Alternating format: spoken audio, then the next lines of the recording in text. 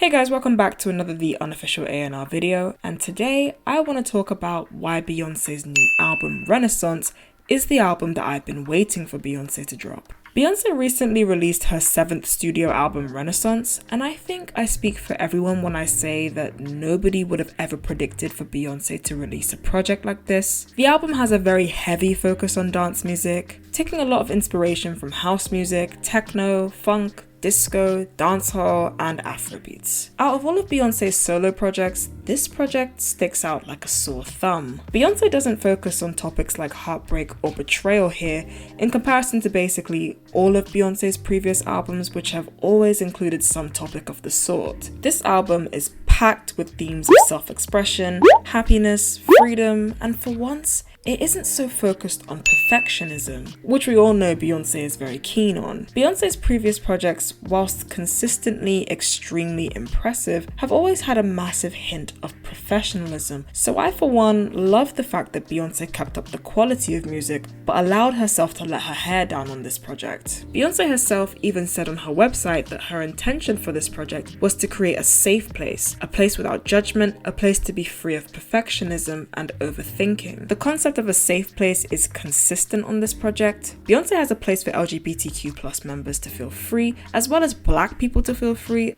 especially Black people within the community, which I think is very important to specify because Black people are already marginalized, let alone Black LGBTQ+ members. The album boasts an impressive contribution from Black community members such as Honey Dijon and Sid, as well as samples from Black trans reality TV star T.S. Madison and late drag icon Moy Renee.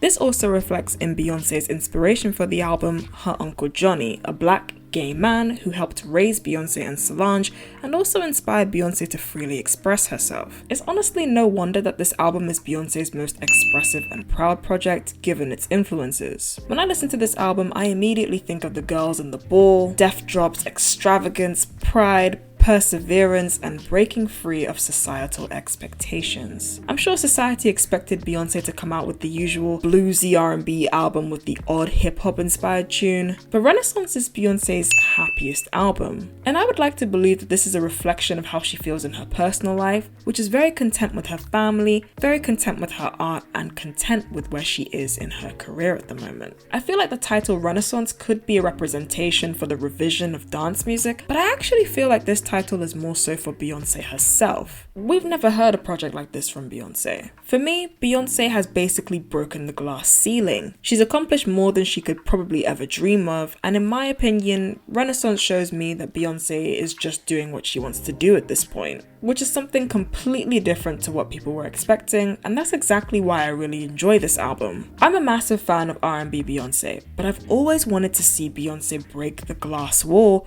for more than just one or two songs. Remember when Beyoncé released 7-Eleven? I loved that song and was very willing to beg Beyoncé to release more music like that. It was upbeat, Beyoncé really wasn't saying anything too serious on the song, and I loved it. Why?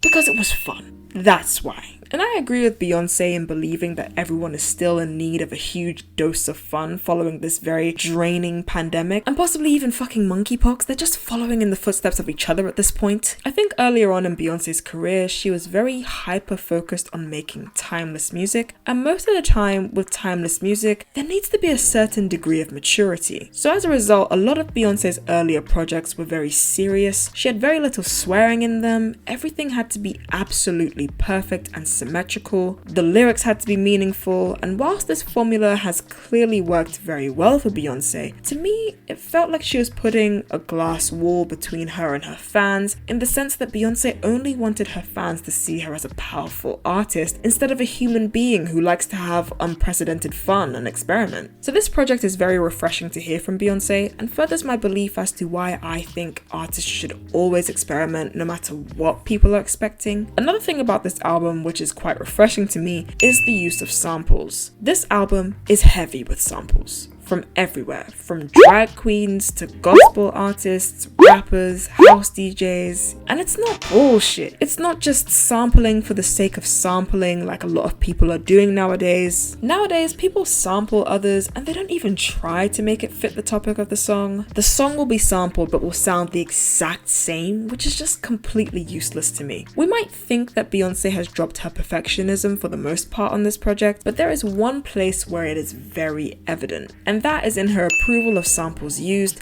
and the ways in which they are used. For example, using the disclaimer from Moonraker as the intro to Alien Superstar, or Big Frida's Explode at the end of Energy. A lot of it makes sense in the context of what the songs are about, which shows how much of a perfectionist Beyonce really is. Now let's get into the subjective part, the mini review. A few of my personal highlights and lowlights from the album. Starting off with Cozy, I absolutely love this song because I love deep house. Beyonce showcases her range and vocal tonality in comparison to a song like I'm That Girl, which is Beyonce basically bigging herself up. Cozy feels like it's meant to hype the listeners up. Its message of self-love is perfect for the album. It's even said that Beyonce describes Daniel Caesar's progress flag, which symbolizes the progression of rights for trans people and marginalized people of color within the LGBTQ+ community, which is very fitting and quite genius to me in the way that she describes the colors. It's a very confident anthem and is probably one of the most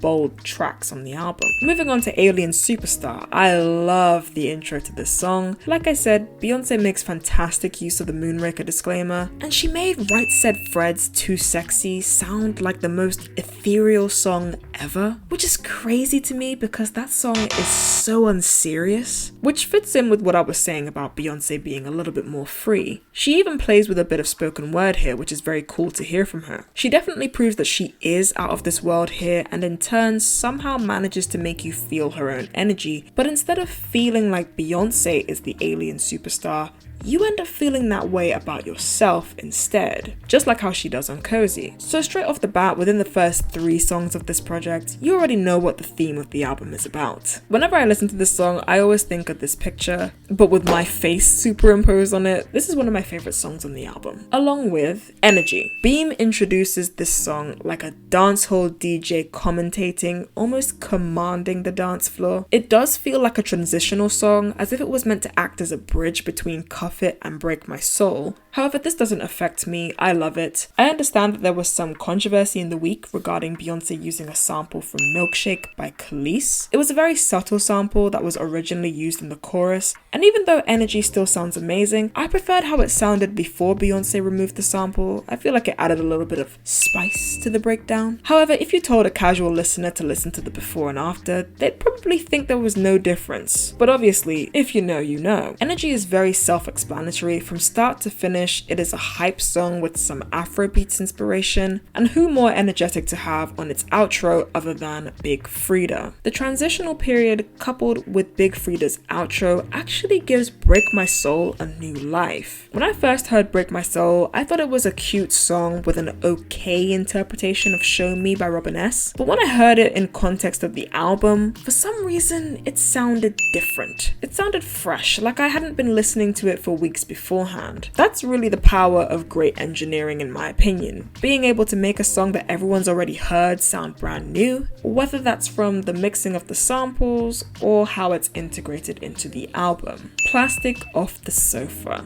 This song didn't grab my attention at first, but after listening to it a few times, I realized that this has Dangerously in Love written all over it. It is probably Beyonce's best vocal performance on the project. It really reminds me of Speechless, just put over a disco beat. I even feel like I'm intruding when I listen to this song. Because it feels like Jay-Z was in the studio when she was singing this, it honestly feels like an open love letter. I can either see this song being one of the most popular songs on the album, or one of the most underrated, due to how slow-paced it is in comparison to the rest of the project. This song is humble as ever and is not a song to be slept on by any means. Cuff It and Virgo's Groove. I don't have much to say about these songs other than the fact that they go hand in hand. These songs are like sisters, they're very similar but very different, and both of them are major highlights to me. Cuff It reminds me very much of Get Lucky by Pharrell and Daft Punk. I mean, it's no surprise as Nile Rodgers is on the strings here. It's feel-good music. If you can't dance to this song, then I have no choice to believe that you are the problem in your friendship group. Saying "can I sit on top of you" after saying you want to go higher is just...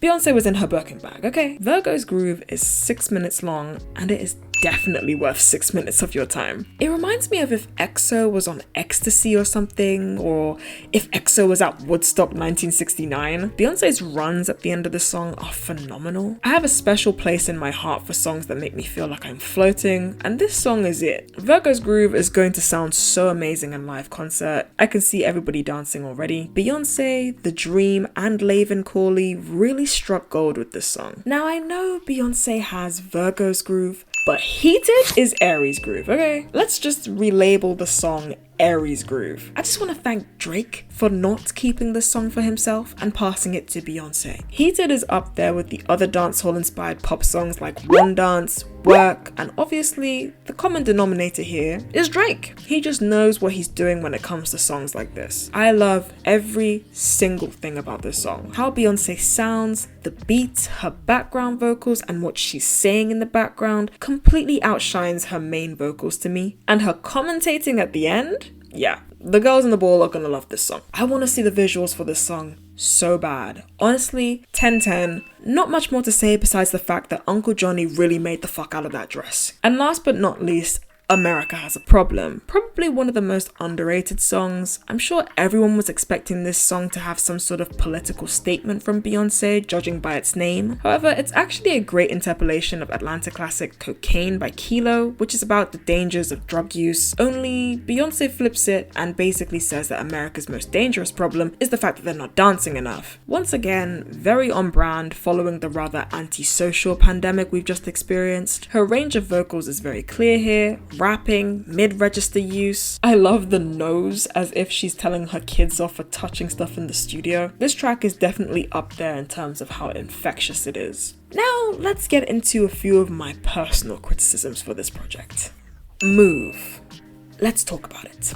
This song is the song that I thought would give the most, and it did, in terms of being the most underwhelming. When I heard about the tracklist for Renaissance, I thought, oh my god. Beyonce, Grace Jones, and rising star Tems all on one song together? Oh, I'm gonna be eating good. This is about to go 8 times platinum in my house. And then I heard it, and I was like,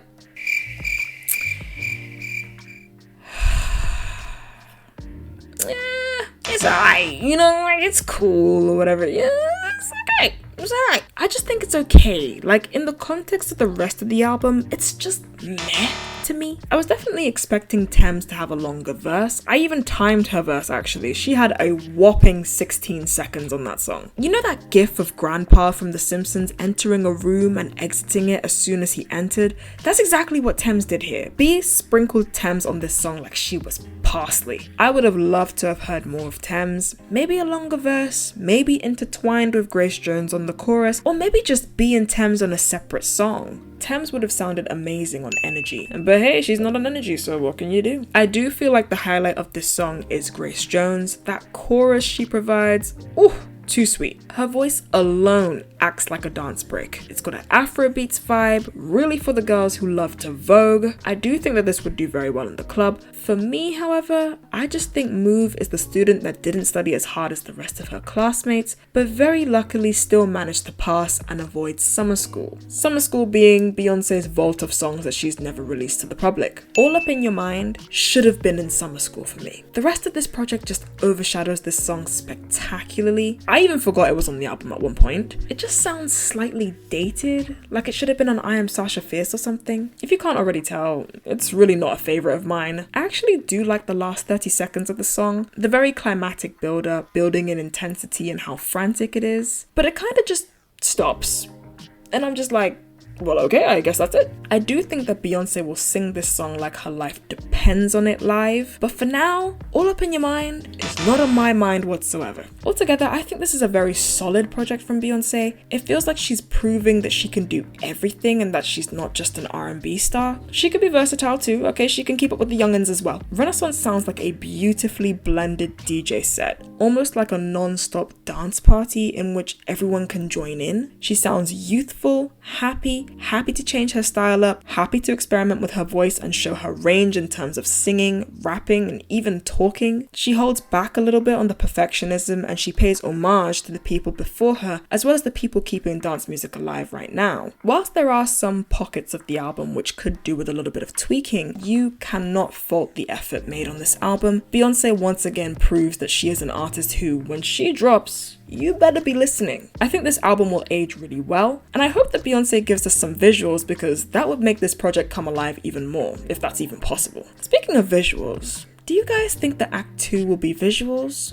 or more music? I've seen some people predict that Act 2 will be visuals and Act 3 will be a tour of some sort. For me, this just doesn't make sense at all. This just seems like a regular release, and this is Beyonce we're talking about. Something tells me it's not going to be as simple as that, and that Act 2 at least could very well be more music, but that's just my opinion. Who knows, maybe Act 2 really is visuals and Act 3 really is going to be a tour. We have no idea yet. We're just all speculating at this point. But there we have it, guys. Why Renaissance is the project I've been waiting for from Beyonce. I love this project and I can't wait to see what Beyonce does with it. It's her most refreshing project, and I hope that in turn it inspires other artists to give other genres of music a try, just like Beyonce did herself. Once again, thank you guys so much for taking the time to listen to this video. Make sure you like, subscribe, comment, share even, and I will see you guys in the next video.